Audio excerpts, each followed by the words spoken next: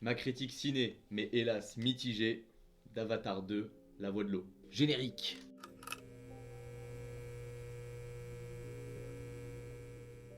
Bonjour à tous, bienvenue sur All You Can Watch, la chaîne de critique ciné, série, TV. Aujourd'hui, on parle d'Avatar 2, La Voix de l'eau, sorti dans nos salles obscures.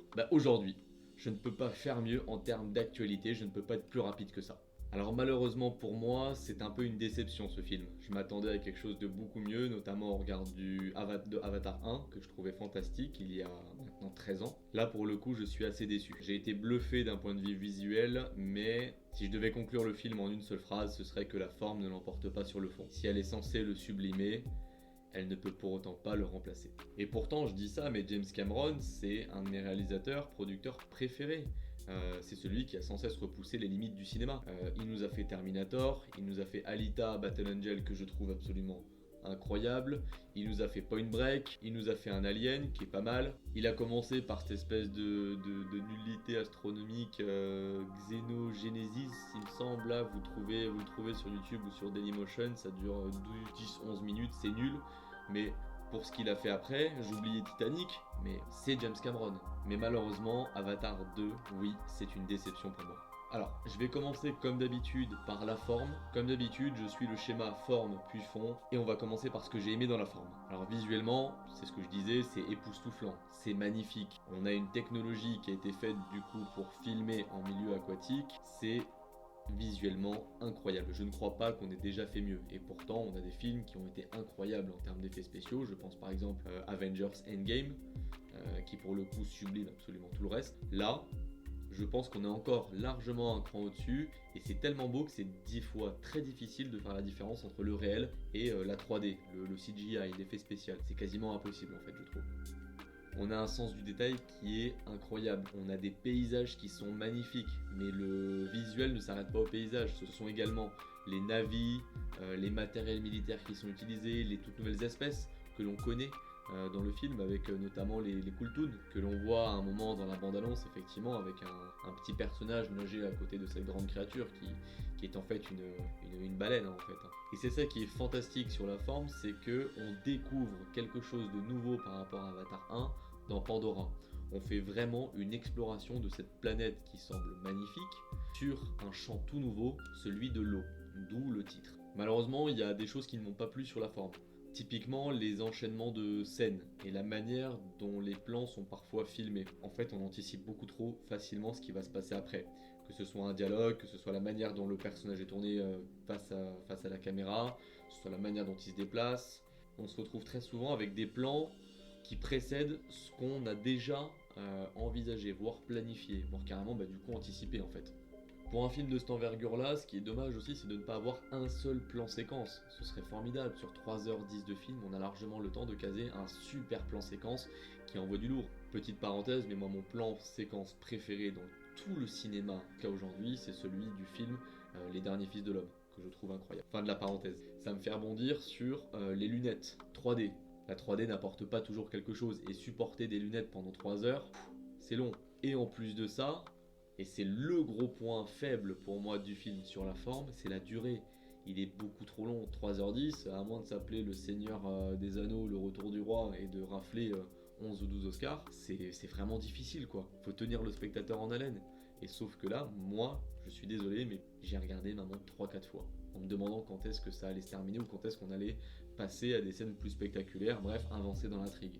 On a vu la forme, maintenant on va se concentrer un petit peu sur l'essentiel du film, le fond. Alors ce que j'ai aimé dans le film, ce sont bien évidemment les différents messages qu'il véhicule, que ce soit sur le vivant, que ce soit sur l'écologie, mais une écologie qui n'est pas poussive, qui reste mesurée et qui a toute sa place en fait dans ce film, qui ne suffit que d'être regardé pour comprendre le message qu'il y a derrière. Et ces messages-là, ils sont véhiculés notamment via des scènes qui sont fantastiques. On en parlera dans la partie un peu plus spoil, dénouement de l'histoire.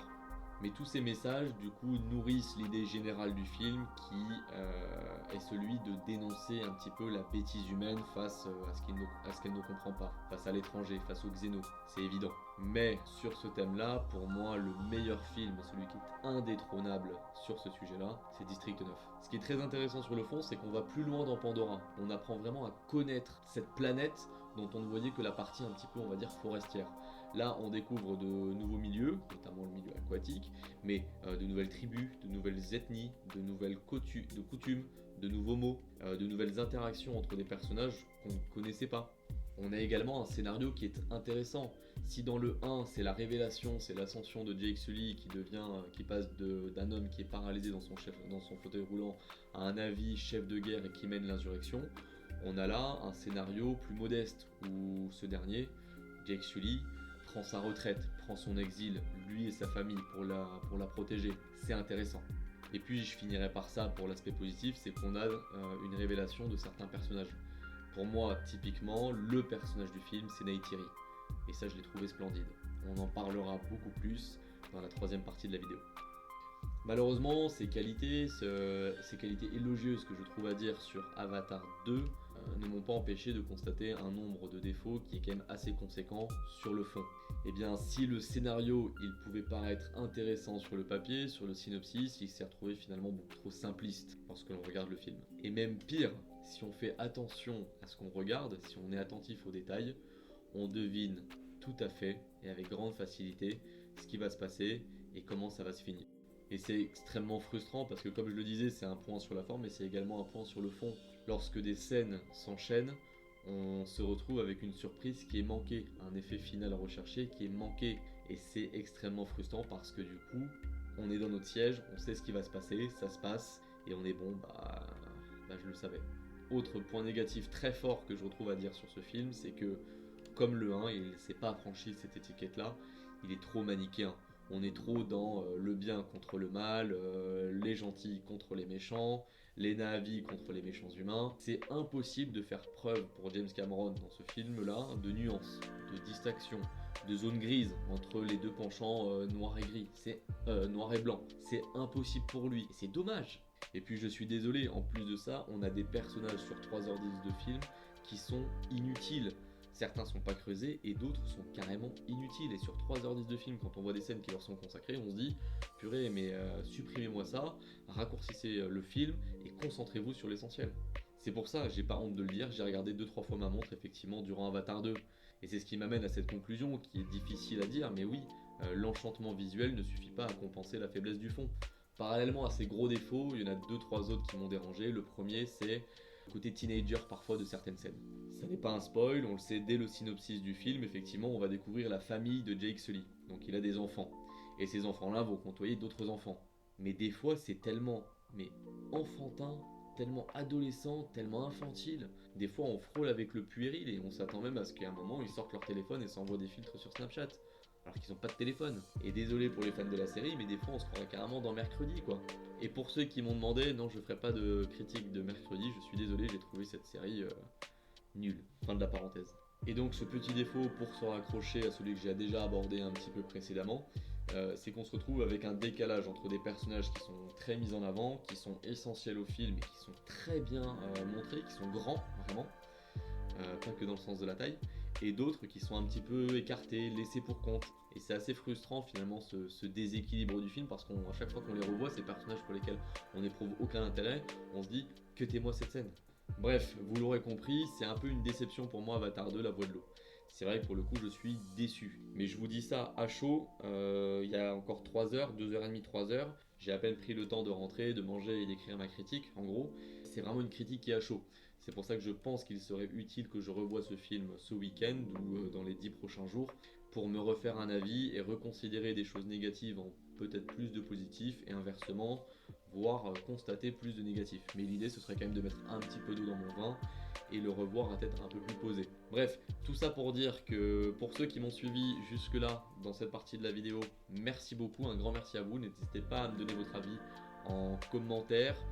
N'hésitez pas à vous abonner à la chaîne et pour ceux d'entre vous qui n'ont pas vu le film, je vous invite à couper la vidéo, on va passer maintenant à la partie spoil, dénouement en général. J'en ai parlé, il y a des points négatifs, il y a des points positifs à ce film, on va rentrer un petit peu plus dans le détail justement en dévoilant certaines intrigues, certains personnages que je critiquais ou au contraire que je trouvais splendides. Je vais commencer par ce qui m'a plu. Alors déjà, retrouver la figure du colonel Miles. C'était un plaisir pour moi de revoir cette figure-là parce que c'était une figure que j'aimais beaucoup dans le 1. Il incarnait le cliché dont j'avais besoin, mais comme je disais, pour un film.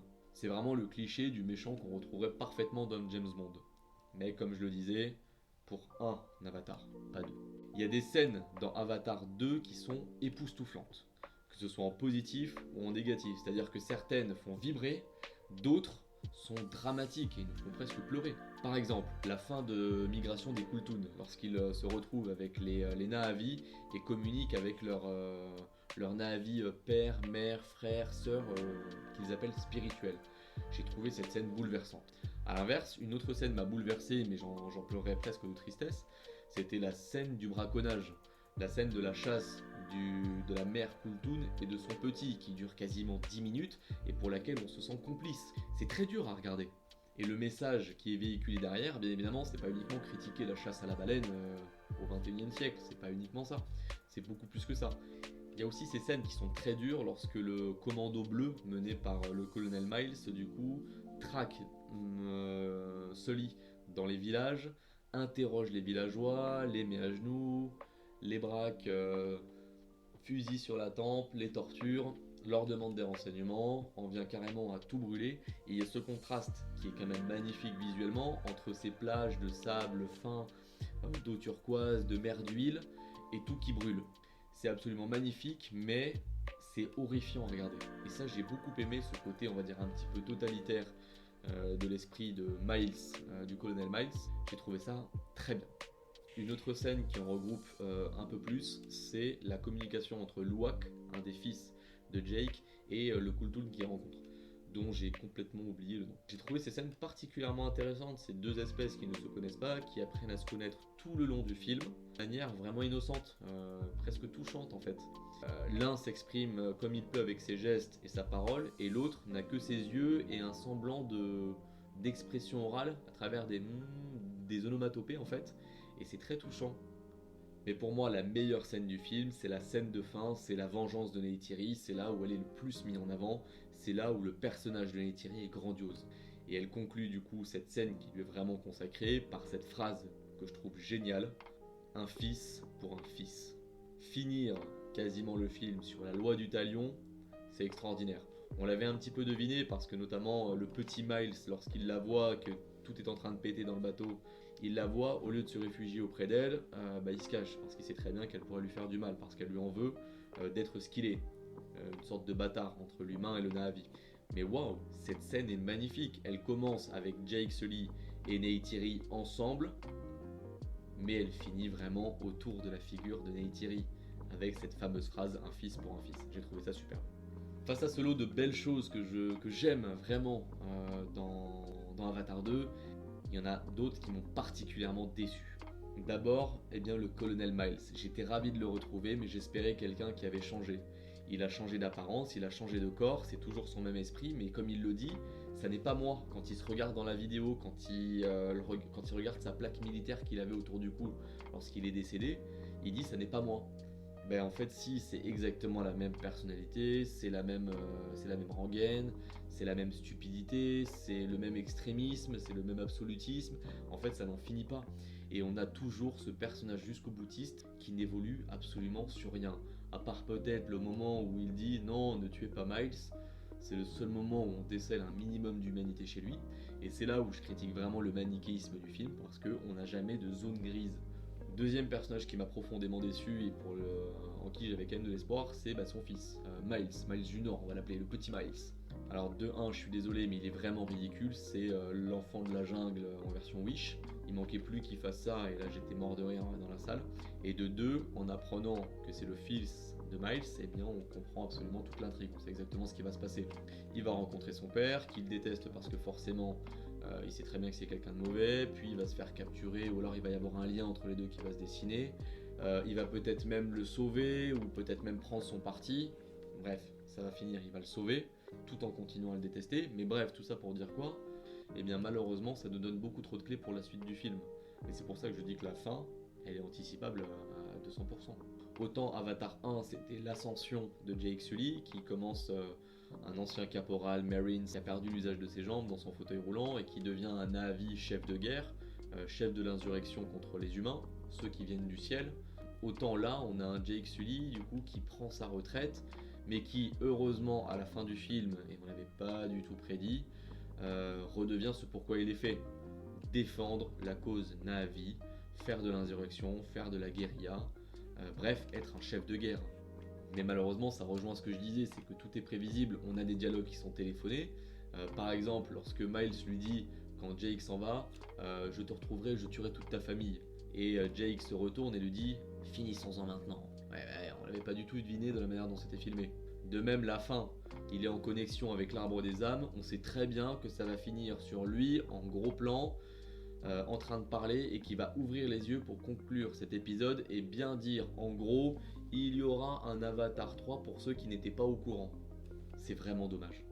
Voilà, je suis désolé pour cette critique un peu pessimiste d'Avatar 2, vous l'aurez compris, moi j'ai été déçu par ce film.